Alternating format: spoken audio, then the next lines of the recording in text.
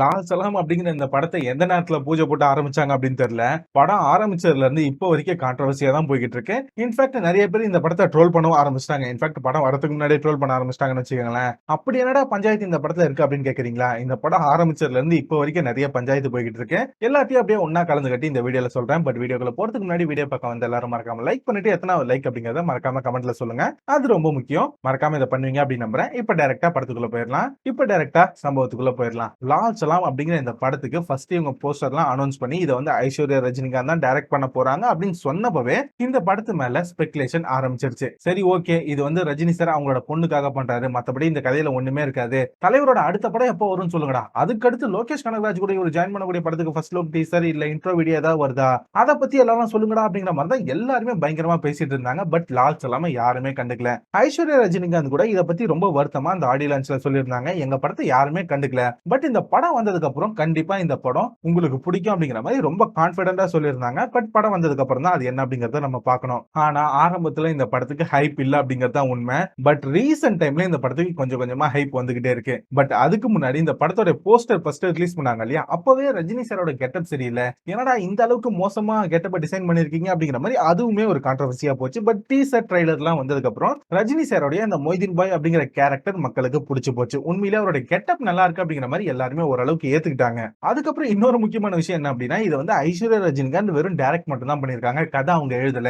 ஹிந்தில ரிலீஸ் ஆன கை போச்சே படத்தோட அபிஷியல் ரீமேக் தான் இந்த படம் அப்படிங்கிற மாதிரி அது ஒரு மிகப்பெரிய ரூமரா போயிட்டு இருந்தது. அதுக்குள்ளதான் ரஜினி சார் தன்னோட அப்பா அப்படிங்கறதுனாலே அவங்க உள்ள கூட்டிட்டு வந்து ஒரு கேமியோ மாதிரி பண்ண வச்சிருக்காங்க அப்படிங்கிற மாதிரி எக்கச்சக்க ஸ்பெகுலேஷன் போச்சு. பட் இப்பதான் தெரிய வந்திருக்கு, அதாவது ஆடியோ லான்ச் ஃபங்க்ஷன்ல எல்லாருக்குமே கிளியரா இருக்கும் அப்படின்னு நினைக்கிறேன். இந்த படத்தோட சினிமோட்டோகிராஃபர் இருக்கார் இல்லையா, விஷ்ணு ரங்கசாமி, அவருடைய ஊர்ல நடந்த சொந்த கதையை தழுவி இந்த கதையை அவர் பண்ணிருக்காப்ல. அவர் தான் இந்த கதையை ஐஸ்வர்யா கிட்ட என்கிட்ட இந்த மாதிரி ஒரு கதை இருக்கு, நீங்க பண்றீங்களா அப்படின்னு கேட்க, அதுக்கப்புறம் ஐஸ்வர்யாவும் இந்த கதையை பண்ணலாம் அப்படின்னு முடிவு பண்ணி ரொம்ப டிஸ்கஷனுக்கு அப்புறம் தான் ரஜினி சார் இதுக்குள்ள வந்தார் அப்படிங்கிற மாதிரி அந்த தகவலை கிளியராவே அந்த ஆடியோ லான்ச்ல தெளிவா சொல்லியிருந்தாங்க. சோ இந்த படத்தோட கதை ஒரு சொந்த கதை தான், அது மட்டும் இல்லாம இது ரீமேக் இல்ல அப்படிங்கிறது அப்பதான் எல்லாருக்குமே புரிய ஆரம்பிச்சது. இது வரைக்கும் அதாவது இந்த படத்தோட டீசர் ட்ரைலர் ரிலீஸ் ஆகிறப்ப கூட இந்த படத்துக்கு பெருசா ஹைப் இல்ல. பட் இந்த படத்துக்கு ஹைப் பிளஸ் கான்ட்ரோவர்சி இது ரெண்டுமே எப்போ வந்தது அப்படின்னா இந்த படத்தோட ஆடியோ லான்ச் ஃபங்க்ஷன்ல இருந்தது அப்படின்னு சொல்லணும். இன்ஃபாக்ட் ஜெயிலருக்குமே கிட்டத்தட்ட இதே தான் நடந்தது. எல்லாருக்குமே தெரியும் அப்படின்னு நினைக்கிறேன். ஜெயிலர் படம் நெல்சன் எடுக்கிறார் அப்படின்னு தெரிஞ்ச உடனே ஜெயிலர் படத்துக்கான ஹைப் அப்படிங்கிறது சுத்தமா இல்ல.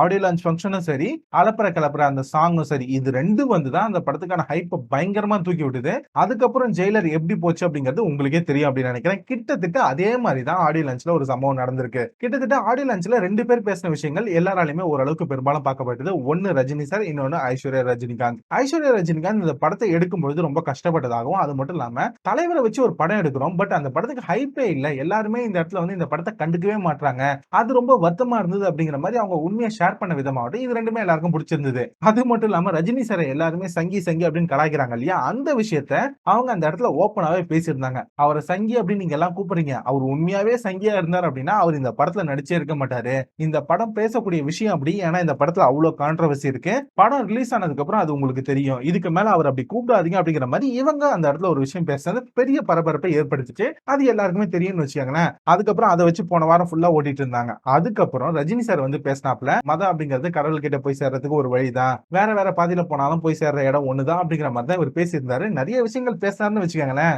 பட் நமக்கு அந்த அளவுக்கு அறிவு கிடையாது. பேசுறது சிம்பிளா சுருக்கி எனக்கு புரிஞ்ச வகையில சொல்லிட்டேன். கடைசியா ஒரு விஷயம் கொளுத்தி போட்டாப்ல, அதுதான் பயங்கர வைரலா போச்சு.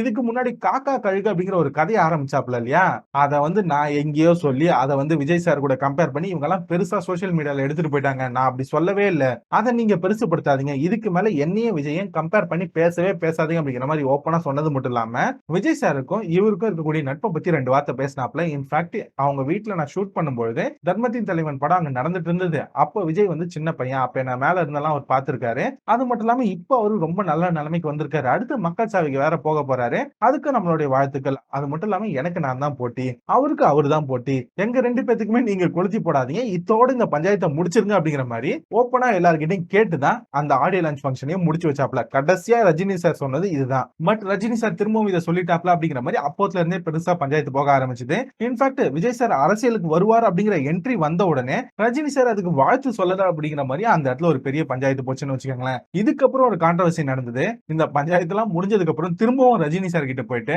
உங்களுடைய படத்தோட ஹைப்புக்காக தானே இந்த மாதிரி ஆடியோ லான்ச்ல பேசுனீங்க அப்படிங்கிற மாதிரி யாரோ ஒரு ரிப்போர்ட்டர் கேட்க லால் சலாமோடைய பிரஸ் மீட்லாம் நடக்கும்பொழுது திரும்பவும் ஐஸ்வர்யா ரஜினிகாந்த் இதுக்கான பதில் சொல்லியிருக்காங்க. நீங்க என்கிட்ட கேட்டா கூட நான் ஓப்பனா பதில் சொல்லுவேன். தலைவர வச்சு ஒரு படம் எடுக்கிறோம். அவருக்கு இந்த மாரி பப்ளிசிட்டி பண்ணி தான் ஹைப் தேடணும் அப்படிங்கிற அவசியமே கிடையாது. தலைவர் இருக்காருனாலே மக்கள் வந்து பார்ப்பாங்க. சோ இந்த கேள்வி எல்லாம் கேட்கறதா இருந்தா என்கிட்ட கேளுங்க. அவர்கிட்ட போய் கேட்டு அவர கஷ்டப்படுத்தாதீங்க அப்படிங்கிற மாரி அதையே இவங்க ஓப்பனாவே பேசியிருந்தாங்க. இன்ஃபாக்ட் ரஜினி சார் இங்க இருந்து கிளம்பும்போது ஏர்போர்ட்ல ஒருத்தர் விஜய் சார் இந்த மாரி கட்சி ஆரம்பிச்சிருக்காரு. அத பத்தின உங்களோட ஒப்பீனியன் என்ன அப்படின்னு கேட்கும்பொழுது கட்சி ஆரம்பிச்சது நல்லது. அவருக்கு என்னுடைய வாழ்த்துக்கள் அப்படின்னு சொல்லிட்டு ரஜினி சார் போக, இன்னைக்கு விஜய் சார் தரப்புல இருந்து ஒரு ரிப்ளையும் வந்திருக்கு. எனக்கு வாழ்த்து சொன்னதுக்கு ரொம்ப நன்றி அப்படிங்கிற மாதிரி விஜய் சார் தரப்புல இருந்து ரிப்ளை வந்திருக்கிறதா ஒரு மிகப்பெரிய நியூஸ் சோஷியல் மீடியால போய்கிட்டு இருக்கு. அபிஷியலாவே நிறைய நியூஸ் சேனல்ஸ்ல போட ஆரம்பிச்சிட்டாங்க. கண்டிப்பா உங்களுக்கு தெரியும் அப்படின்னு நினைக்கிறேன். சோ அவங்க ரெண்டு பேரே ஒத்துமையா தான் இருக்காங்க. இந்த பிரச்சனையை சுமூகமா தான் ஹேண்டில் பண்றாங்க. ஃபேன்ஸ் அப்படின்னு சொல்லிட்டு நாம இதுக்குள்ள இறங்கி அடிச்சுக்க தேவையில்ல அப்படின்னு நினைக்கிறேன். அவங்க படம் நடிக்கிறாங்க, காசு சம்பாதிக்கிறாங்க, நாம காசு கொடுத்து படத்தை பாக்குறோம். அதோட என்ஜாய் பண்ணிட்டு வீட்டுக்கு வரதான் நமக்கு நல்லது. சும்மா போயிட்டு நான் அவரோட ஃபேன் இவரோட ஃபேன் அப்படின்னு சண்டை போட்டுக்கிட்டு இருக்காது எந்த வகையிலும் சரிப்பட்டு வராது அப்படின்னு நினைக்கிறேன். இன்ஃபேக்ட் அதனால நமக்கு 10 பைசா பிரயோஜனம் இல்லைன்னு வச்சுக்கோங்களேன். அதான் உண்மை.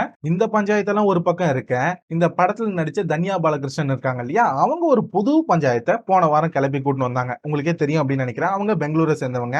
தமிழ்நாட்டு மக்கள் எங்க கிட்ட தண்ணி கேட்டீங்க கொடுத்தோம், கரண்ட் கேட்டீங்க கொடுத்தோம், எல்லாத்தையும் கொடுத்தோம். இன்ஃபேக்ட் நீங்க எல்லாம் வந்து எங்களோட ஐடி செக்டர்ல ஒர்க் பண்ணிக்கிட்டு எங்களோட இடத்தை நீங்க எடுத்துக்கிட்டீங்க. இப்படி பிச்சை கேட்டுக்கிட்டே இருக்கீங்களே அப்படிங்கிற மாதிரி ஒரு டேக்லைன் போட்டு ஏதோ ஒரு விஷயத்தை ட்விட்டர்ல போட்டிருக்காங்க போல. அத போன வாரம் நம்ம ஆளுங்க எல்லாம் கண்டுபிடிச்சு இப்படிப்பட்ட விஷயங்கள் எல்லாமே பேசியிருக்க ஒரு ஆளை நீங்க எதுக்காக உங்க படத்துல நடிக்க வச்சீங்க அப்படிங்கிற மாதிரி ரஜினி சாரையும் சரி லால் சலாம் டீமையும் சரி உண்டுல ஆக்க ஆரம்பிச்சிட்டாங்க.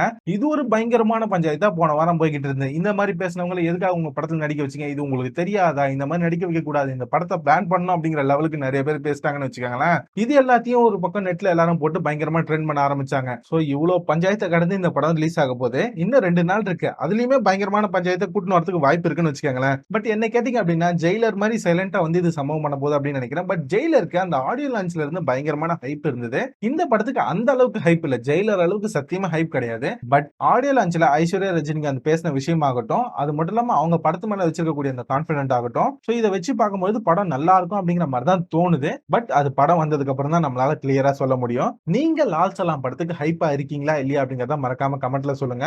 என்ன பொறுத்த அளவுக்கு இந்த படத்துல ஒரு நல்ல கேஸ்ட் அண்ட் க்ரூ இருக்கு. செந்தில் சாரை ரொம்ப நாளைக்கு அப்புறம் நம்ம ஸ்கிரீன்ல பார்க்க போறோம். அது மட்டும் இல்லாம அவரோட போர்ஷன் நல்லா வந்திருக்கிறதா நிறைய பேர் சொல்லியிருக்காங்க. அது மட்டும் இல்லாம விஷ்ணு விஷால் அண்ட் விக்ராந்த் இவங்க ரெண்டு பேரோட பெர்ஃபார்மன்ஸும் நல்லா இருக்க மாதிரி நிறைய பேர் சொல்லிட்டு இருக்காங்க. அப்புறம் இன்னொரு முக்கியமான விஷயம் என்ன அப்படின்னா கபில் தேவ் இந்த படத்துல கேமியோ ரோல் பண்ண போறாரு அப்படிங்கிற மாதிரி ஒரு ரூமர் வந்துகிட்டு இருக்கு. மேபி அது எந்த அளவுக்கு உண்மை அப்படின்னு தெரியல. அவரோட ரஜினிகாந்த் சார் இந்த ஸ்டில் எல்லாம் வந்திருந்தது பார்த்திருப்பீங்க அப்படின்னு நினைக்கிறேன். படத்துல இருக்காரா இல்லையா அப்படிங்கிறது இல்ல எவ்வளவு நேரம் இருக்க போறாரு அப்படிங்கறதுலாம் படம் வந்ததுக்கு அப்புறம் தான் தெரியும். என்ன பொறுத்த அளவுக்கு ஐஸ்வர்யா ரஜினிகாந்த் அந்த அளவுக்கு மோசமான டைரக்டர் கிடையாது.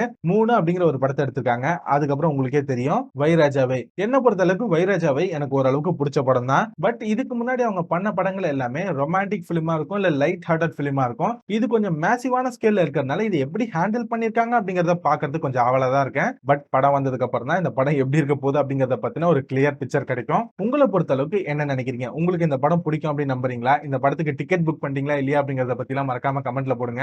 ஆனா ஒண்ணுங்க, இந்த படம் ஆரம்பிச்சதுல இருந்து இந்த படத்துக்கு சுத்தமா ஹைப் இல்ல.